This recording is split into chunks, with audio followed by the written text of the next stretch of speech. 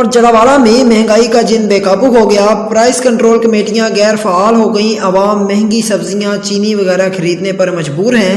इस हवाले से मजीद तफसीलात से आगाह कर रहे हैं नाजिम हुसैन। जी बिल्कुल, जड़ावाला में महंगाई का जिन जो है वो दिन ब दिन बेकाबू होता जा रहा है। जो अशिया खुर्दनोश की तमाम चीजें हैं वो इंतहाई महंगे दामों फरोख्त हो रही हैं। चीनी की अगर बात करूं तो चीनी का जो रेट है वो तकरीबन 103 रुपए किलो के करीब जो पहुंच गया है। जो दुकानदार हैं वो अपनी मनमर्जियां कर रहे हैं। अगर सब्जियों की बात करूं तो सब्जियां जो है तमाम की तमाम सब्जियां जो है वो 100 रुपए से ज्यादा कीमत पर फरोख्त हो रही है। कोई भी सब्जी जो है 100 रुपए से कम फरोख्त नहीं हो रही। अगर अदरक टमाटर की बात करूं तो वो भी तकरीबन 300 रुपए किलो के हिसाब से वो फरोख्त हो रहे हैं। प्राइस कंट्रोल कमेटियों को चाहिए कि जो मार्केटिंग का जो विजिट करके जो प्राइस हैं वो उनको कंट्रोल किया जाए और जो रेट लिस्टें हैं उनके मुताबिक जो है अशिया खुर्दनोश की फरोख्त को यकीनी बनाया जाए।